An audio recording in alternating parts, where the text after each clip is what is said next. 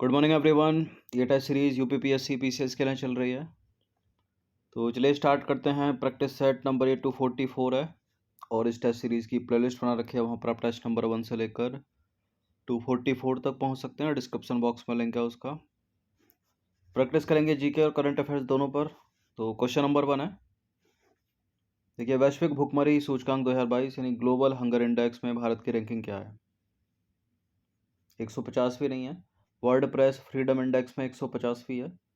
यहाँ सही उत्तर हो जाएगा 107, ऑप्शन नंबर बी। तो ग्लोबल हंगर इंडेक्स 2022 में भारत की रैंकिंग 121 देशों में 107वीं है। वर्ष 2021 में कितनी थी ये? 101 थी, यानी 6 स्थान खराब हो गए। देखिए, इस इंडेक्स को संयुक्त रूप से कंसर्न वर्ल्ड वाइड और वेल्थुंगर हेल्थ के द्वारा प्रत्येक वर्ष अक्टूबर महीने में जारी किया जाता है। तो वर्ष 2023 का अक्टूबर तो आया नहीं है, तो 22 वाले याद रखिएगा। देखिए, हंगर इंडेक्स ये जो है वो 4 घटक संकेतकों पर आधारित है। अल्प पोषण, चाइल्ड वेस्टिंग, चाइल्ड स्टंटिंग और क्या है, चाइल्ड मॉर्टेलिटी। ठीक है। क्वेश्चन नंबर 2 पर आ जाइए। 29 दिसंबर 2022 को जारी वैश्विक नवाचार सूचकांक यानी ग्लोबल इनोवेशन इंडेक्स 2022 में 2 स्टेटमेंट है। अब कौन सा करेक्ट होगा इसमें? देखिए, इस सूचकांक में संयुक्त राज्य अमेरिका यानी यूएसए को शीर्ष स्थान प्राप्त हुआ और भारत का इसमें 40वां स्थान है वैश्विक नवाचार सूचकांक 2022 में। ग्लोबल इनोवेशन इंडेक्स 2022 में भारत का बिल्कुल 40वां स्थान है, करेक्ट है दूसरा वाला स्टेटमेंट। लेकिन प्रथम स्थान संयुक्त राज्य अमेरिका का नहीं बल्कि स्विट्जरलैंड का है, इसका दूसरा है। तो केवल 2 होगा यहाँ पर, ऑप्शन नंबर बी। तो हाल ही में विश्व बौद्धिक संपदा संगठन द्वारा जारी वैश्विक नवाचार सूचकांक, इसमें जो है भारत की रैंकिंग 132 देशों में 40वीं है। ठीक है, 2021 में 46वीं थी। और सबसे नवाचारी अर्थव्यवस्था की बात करें तो वर्ष 2022 में स्विट्जरलैंड दुनिया की सबसे नवाचारी अर्थव्यवस्था है, लगातार 12वें साल से। इसके बाद संयुक्त राज्य अमेरिका का स्थान है दूसरा, तीसरा स्वीडन, चौथा यूनाइटेड किंगडम और 5वां नीदरलैंड। तो 2 बातें यहाँ याद रखने की हैं। किसके द्वारा जारी किया जाता है? विश्व बौद्धिक संपदा संगठन के द्वारा, विपुप के द्वारा, और भारत का 40वां स्थान इसमें। ये नंबर है, इस पर कॉल या व्हाट्सएप करके आप फुल टेस्ट सीरीज प्राप्त कर सकते हैं यूपीपीसीएस की। क्वेश्चन नंबर 3 पर आ जाइए। जनवरी 2023 में जारी हेनले पासपोर्ट इंडेक्स 2022 में भारत की रैंकिंग क्या है? हेनले पासपोर्ट इंडेक्स में भारत की रैंकिंग 85 है। तो देखिए, लंदन की परामर्श संस्था है हेनले और पार्टनर्स ने हेनले पासपोर्ट सूचकांक के इंडेक्स जारी किया है और इसमें एक बार फिर जापान और सिंगापुर के जो पासपोर्ट हैं वो दुनिया में सबसे प्रभावशाली बताए गए हैं। कुल 199 देशों में से भारत को इस सूचकांक में 85वां स्थान दिया गया है। यह सूचकांक वर्ष 2006 से शुरू हुआ था और हर 3 महीने में जारी होने वाला यह सूचकांक दुनिया भर में सबसे विश्वसनीय माना जाता है। इस सूचकांक में पासपोर्ट की रैंकिंग इस आधार पर तय की जाती है कि किसी देश का पासपोर्ट धारक कितने देशों में बिना पूर्व वीजा के यात्रा कर सकता है। क्वेश्चन नंबर 4 पर आ जाइए। मानव विकास सूचकांक ह्यूमन डेवलपमेंट इंडेक्स 2021-22 में भारत का कौन सा स्थान है? 132वां स्थान है। तो मानव विकास सूचकांक संयुक्त राष्ट्र विकास कार्यक्रम यानी यूएनडीपी द्वारा प्रकाशित की जाती है और मानव विकास सूचकांक 2021-22 में भारत 191 देशों में 132वें स्थान पर है और प्रथम स्थान पर है स्विट्जरलैंड। क्वेश्चन नंबर 5 पर आ जाइए। ग्लोबल जेंडर गैप रिपोर्ट 2022 में भारत की रैंकिंग क्या है? वैश्विक लैंगिक अंतराल सूचकांक, इसमें है भारत की रैंकिंग 135। तो कौन इसको निकालता है? वर्ल्ड इकोनॉमिक फोरम, विश्व आर्थिक मंच ने वर्ष 2022 के लिए अपने ग्लोबल जेंडर गैप इंडेक्स में भारत को 146 देशों में 135वें स्थान पर रखा है, 135। और 2021 में भारत 156 देशों में 140वें स्थान पर था। देखिए, लैंगिक अंतर जो है वो महिलाओं और पुरुषों के बीच का अंतर है जो सामाजिक, राजनीतिक, बौद्धिक, सांस्कृतिक या आर्थिक उपलब्धियों या दृष्टिकोण में परिलक्षित होता है। अब आ जाइए क्वेश्चन नंबर 6 पर। इंडिया इनोवेशन इंडेक्स यानी भारत नवाचार सूचकांक 2022 में प्रमुख राज्यों की श्रेणी में कौन सा राज्य प्रथम स्थान पर है? ठीक है, जो मेन स्टेट है या बड़े राज्यों की श्रेणी में इसको कह सकते हैं, कर्नाटक प्रथम स्थान पर है। तो 21 जुलाई 2022 को नीति आयोग जारी करता है ये। ठीक है, भारत नवाचार सूचकांक इंडियन इनोवेशन इंडेक्स का तीसरा संस्करण जारी किया गया। देखिए, तीसरे संस्करण के इस सूचकांक में प्रमुख राज्यों की श्रेणी में या बड़े राज्यों की श्रेणी में कह सकते हैं, कर्नाटक जो है वो 17 प्रमुख राज्यों में 18.01 अंक के साथ लगातार तीसरी बार शीर्ष स्थान पर बरकरार है। दूसरा स्थान तेलंगाना और तीसरा है हरियाणा। शुरू के 1 2 3 पूछ रहे तो कर्नाटक, तेलंगाना और हरियाणा। अच्छा, पूर्वोत्तर क्षेत्र या पहाड़ी राज्यों की श्रेणी में देखें तो मणिपुर का प्रथम स्थान है, दूसरा उत्तराखंड है, तीसरा मेघालय है। केंद्र शासित प्रदेशों की श्रेणी में देखें तो चंडीगढ़ प्रथम स्थान पर है, दूसरे स्थान पर है भारत की राजधानी दिल्ली, और इस सूचकांक में सबसे निचले स्थान पर जो राज्य है वो है छत्तीसगढ़। छत्तीसगढ़ ऑप्शन में नहीं होगा तो उड़ीसा, उड़ीसा के बाद बिहार। अब नीति आयोग जारी कर रहा तो नीति आयोग की स्थापना योजना आयोग के स्थान पर 1 जनवरी 2015 को की गई थी और इसके अध्यक्ष होते हैं प्रधानमंत्री।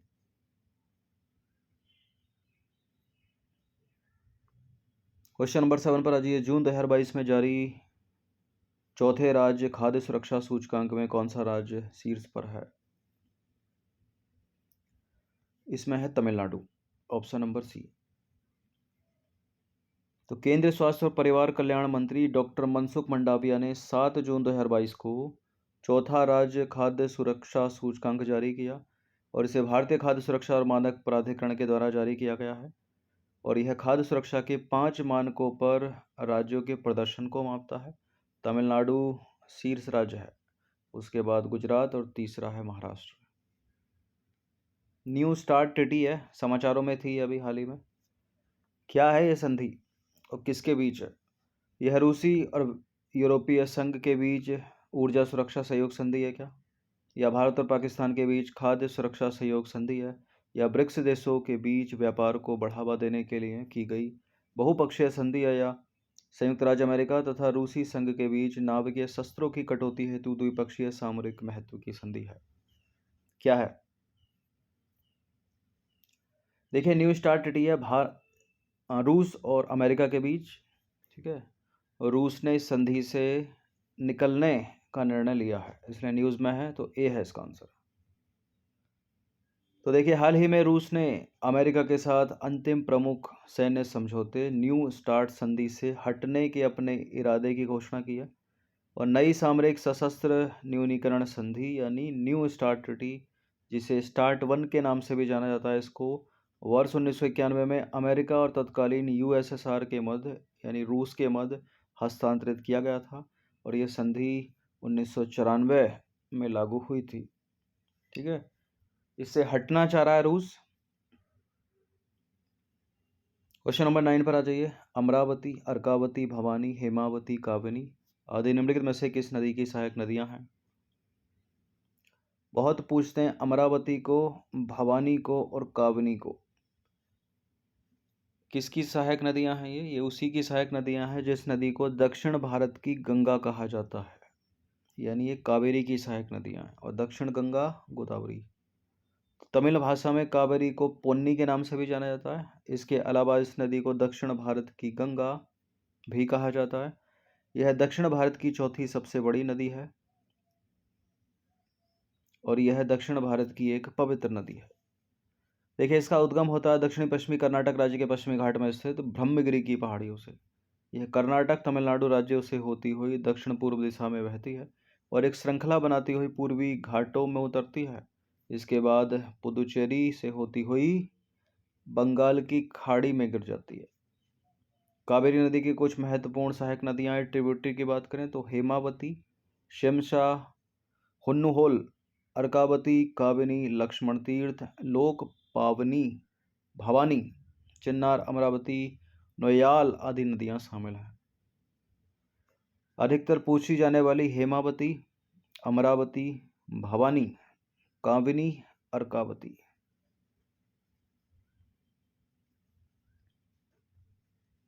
क्वेश्चन नंबर 11 पर अजय निम्नलिखित में से भारत का उस केंद्र शासित प्रदेश को पहचानिए जिसमें केसर की खेती हेतु एकाधिकार है।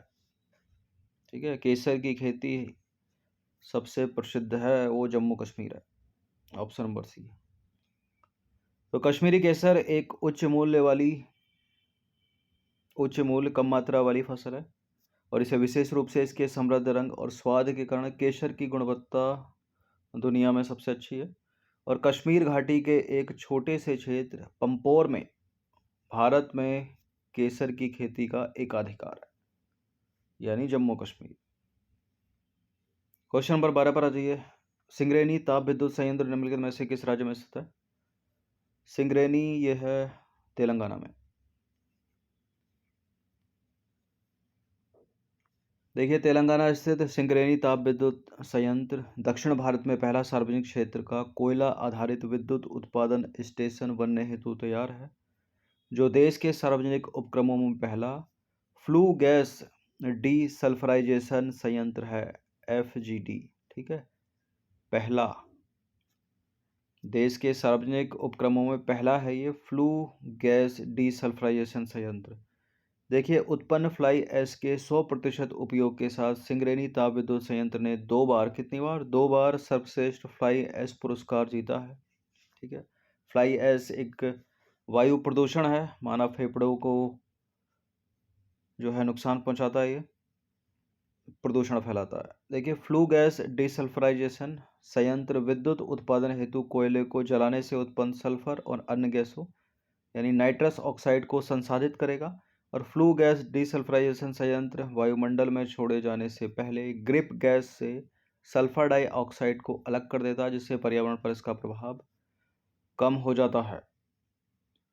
इससे जुड़ी कुछ एडिशनल चीज, ताप विद्युत क्षेत्र भारत में विद्युत उत्पादन का प्रमुख स्रोत रहा है, जो देश की कुल स्थापित विद्युत क्षमता का 75%। अलग से प्रश्न बनता है कि भारत में सबसे ज्यादा विद्युत उत्पादन की जाती है किससे? ताप विद्युत। देखिए, मई 2022 तक भारत में ताप विद्युत की कुल स्थापित क्षमता 236.1 गीगावाट है, जिसमें से 58.6% कोयले से और बाकी लिग्नाइट, डीजल और गैस से प्राप्त की जाती है। क्वेश्चन नंबर 13 पर आ जाइए। दूसरा विश्व युद्ध जब हुआ था उसके दौरान भारत का वायसराय कौन था? द्वितीय विश्व युद्ध 1939-1945।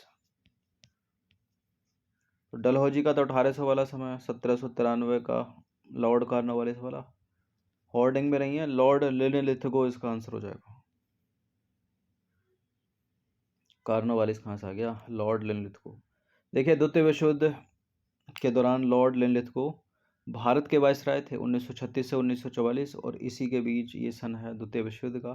द्वितीय विश्व युद्ध 1939 से 1945 के बीच होने वाला एक सशस्त्र विश्वव्यापी संघर्ष था। यही युद्ध जो है दो प्रमुख गुटों के बीच हुआ था। ठीक है, कौन कौन से थे वो? एक तरफ तो थे इटली, जर्मनी और जापान, और दूसरी तरफ मित्र राष्ट्र कौन कौन से? फ्रांस, ग्रेट ब्रिटेन, संयुक्त राज्य अमेरिका और सोवियत संघ रूस। कुछ हद तक चीन भी इसमें शामिल था। तो ये भी पूछ लेते हैं कभी कभी एग्जाम में प्रश्न कि दो मित्र राष्ट्र जो थे, मतलब दो गुट जो थे वो कौन कौन से थे? एक तरफ मित्र राष्ट्र था और दूसरी तरफ गुट धुरी शक्तियां। क्वेश्चन नंबर 14 पर आ जाइए। ये है मॉडर्न हिस्ट्री का सवाल। देखिए, दो कथन है यहाँ पर। कथन ए और कारण आर के रूप में चिन्हित इनको किया गया है। नीचे दिए गए कूट का प्रयोग करके सही उत्तर को चुनाव करेंगे। कथन ए ये है, आर ये है। ये वाला इसकी व्याख्या करेगा तो आंसर ये होगा।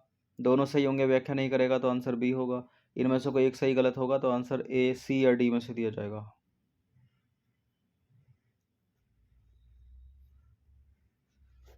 तो कथन क्या है? कथन है कि नमक यात्रा 20वीं सदी की शुरुआत की एक परिवर्तनकारी घटना थी।